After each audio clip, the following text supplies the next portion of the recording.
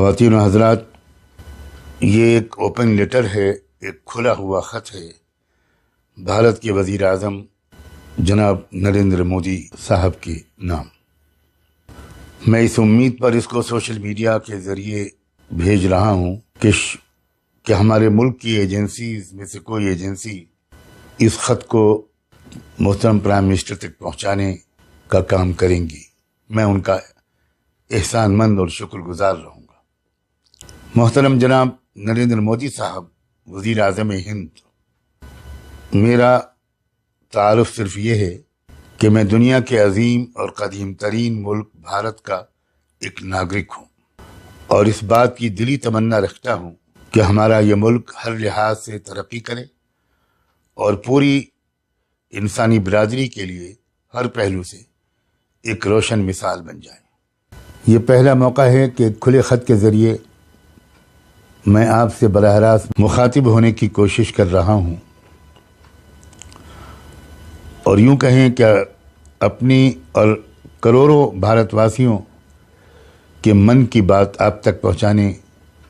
کا پریاس کر رہا ہوں۔ دو باتیں ہیں جو پورے احترام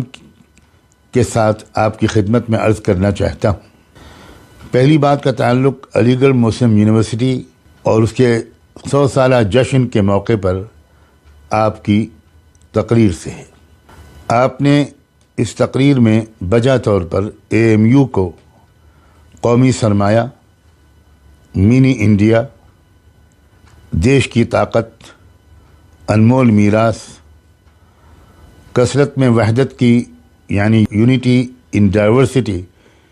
کی سب سے مضبوط مثال قرار دیا ہے۔ آپ نے AMU کے الومنائز کو بھارت کے تہذیبی سفیر اور کلچرل دودت بھی قرار دیا ہے۔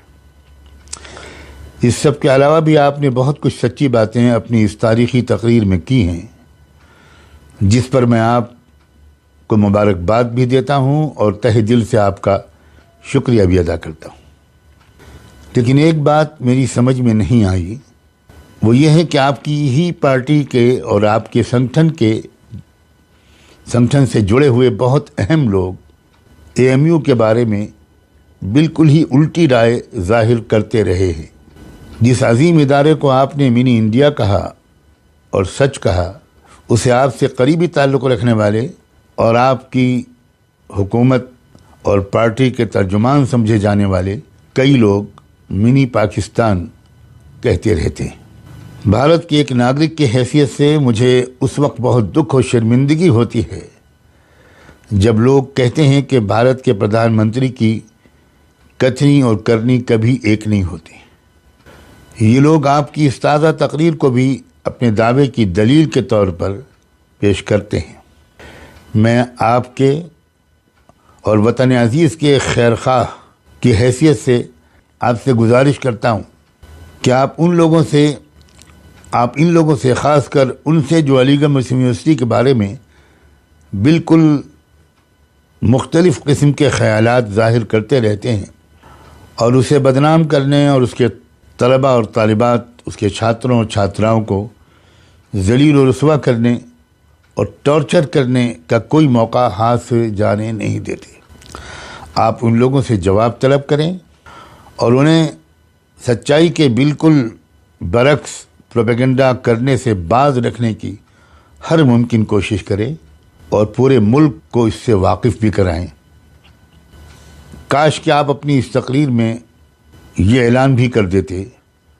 کہ 100 سالہ جشن کی اس خوشی کے موقع پر AMU کے جو طلباء اور طالبات مختلف ان پر کیسز چلائے گئے ہیں، جب وہ CAA وغیرہ کے خلاف احتجاج کا جمہوری حق استعمال کر رہے تھے اور ان پر بروٹلی اٹیک کیا گیا تھا، آپ ان کے اوپر سے مقدمات کو اٹھا کر اور خود ان کو ملاقات کا موقع دے کر براہ راست ان کی بات سننے کا موقع دیتے تو سچ مچ علی گڑھ مسلم یونیورسٹی کا 100 سالہ جشن کے موقع پر آپ کا یہ ایک تاریخی گیسچر ہوتا جو سنہری حروف سے لکھا جاتا اور اس کو ہمیشہ یاد رکھا جاتا۔ AMU کے بارے میں ایک بات آپ سے اور کہنے کی اجازت چاہتا ہوں آپ بخوبی واقف ہیں کہ اس وقت سپریم کورٹ میں AMU کے مائنورٹی کیریکٹر کا معاملہ پینڈنگ ہے۔ پچھلی حکومت کی طرف سے، منموہن سنگھ کی سرکار کی طرف سے جو حلف نامہ داخل کیا گیا تھا، آپ کی حکومت نے اس کے واپس لے کر دوسرا حلف نامہ داخل کیا، جس میں آپ نے AMU کے اقلیتی کردار کے خلاف رائے ظاہر کی ہے۔ میں آپ کی حالیہ تقریر کے حوالے سے یہ گزارش کرتا ہوں کہ آپ اس حلف نامے کو واپس لے کر ایک نیا حلف نامہ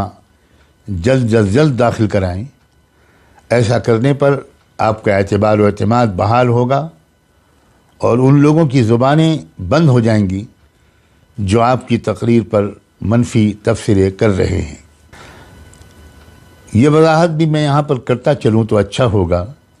کہ میں کانگریس کا حامی نہیں ہوں، اور اس سچائی کو پچھلے سال سے ببانگ دہل بیان کر رہا ہوں کہ کانگریس نے سیکولرزم کا نقاب اوڑھ کر اکثر و بیشتر بھارت کے دستور کے جو سیکولر کردار ہے اور جو اس کی سیکولر روح اور آتما ہے، اس پر ہزاروں تیر و نشتر چلائے، اور ملک کو موجودہ حالات تک پہنچانے کی بنیادی ذمہ داری بھی میں کانگریس کی ہی مانتا ہوں۔ اور خود علی گڑھ مسلم یونیورسٹی کے اقلیتی کردار پر کانگریسی حکومت نے بھی مسلسل حملے کیے تھے۔ سن 1965 میں اس وقت کے وزیر اعظم شری لال بہادر شاستری کے ایما پر AMU کے مائنورٹی کیریکٹر پر حملہ ہوا تھا، اور اس وقت لکھنؤ سے نکلنے والے ایک ویکلی اخبار، اردو اخبار ندائے ملت نے، جس کے ٹرسٹیوں میں مولانا ابوالحسن علی ندوی اور مولانا محمد منظور نعمانی جیسے انٹرنیشنل فیم کے اسکالرز تھے اور عظیم رہنما تھے، اور جس کے ایڈیٹر ڈاکٹر محمد آصف قدوائی، اور جس کے پرنٹر پبلشر میرے بڑے بھائی جناب حفیظ نعمانی تھے، انہوں نے اس وقت علی گڑھ مسلم یونیورسٹی کے اقلیتی کردار کی حمایت اور سپورٹ میں اپنے اخبار کا ایک نمبر نکالا تھا، جسے اس وقت کی مرکزی اور ریاستی UP کی کانگریس سرکار کے حکم پر نکلنے سے پہلے ہی بین کر دیا گیا تھا، ضبط کر لیا گیا تھا۔ اور صرف ضبط ہی نہیں کیا گیا، بلکہ میرے بڑے بھائی جناب حفیظ نعمانی اور ان دفتر کے 2 کارکنوں کو DIR کے تحت گرفتار کر لیا گیا تھا،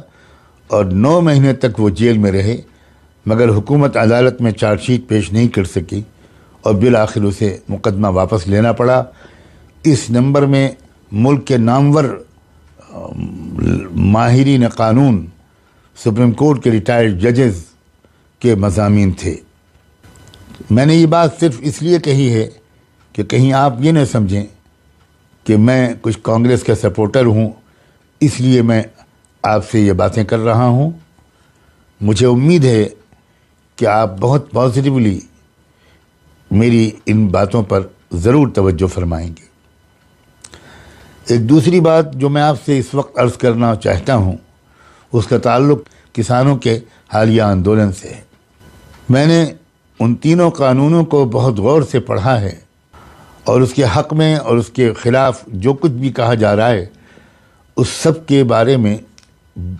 براہ راست جانکاری حاصل کرنے کی پوری کوشش کی ہے، اور اس کی بنیاد پر مجھے اس میں ذرا بھی شک نہیں ہے کہ یہ قانون کسانوں کے خلاف ہے۔ اس سے لانگ ٹرم میں کسانوں کو بہت سخت نقصان پہنچنے والا ہے، اور لانگ ٹرم میں ہی کارپوریٹ سیکٹر کو اس کا زبردست فائدہ پہنچے گا۔ آپ مجھ سے زیادہ اس سچائی سے واقف ہیں کہ ہمارے دیش کے سنویدھان کے پریمبل میں جس بھارت کے نروان کا عہد کیا گیا ہے، سنکلپ لیا گیا ہے، وہ سیکولر کے ساتھ سوشلسٹ بھی ہے، اور ڈائریکٹو پرنسپلز میں بھی اس بارے میں بہت صاف لفظوں میں رہنما ہدایات دی گئی ہیں۔ میری بڑے احترام کے ساتھ آپ سے گزارش ہے کہ آپ اس پریمبل اور ڈائریکٹو پرنسپل کی ایمانداری کے ساتھ پابندی کریں۔ ہمارا دیش اپنی فطرت اور خمیر کے لحاظ سے سیکولر بھی ہے اور سوشلسٹ بھی ہے، اور مجھے یقین ہے کہ اپنی فطرت کے خلاف ملک کو الٹی سمت میں چلانے کی کوئی کوشش کامیاب نہیں ہو پائے گی۔ دعا ہے کہ پوری نیک نیتی اور خیرخواہی کے ساتھ کہی گئی دیش کے ایک عام ناگرک کی یہ باتیں آپ کو متوجہ اور متاثر کر سکیں۔ انداز بیاں گرچہ بہت شوخ نہیں ہے، شاید کہ اتر جائے تیرے دل میں میری بات۔ بہت بہت شکریہ۔ خدا حافظ۔ سجاد نعمانی۔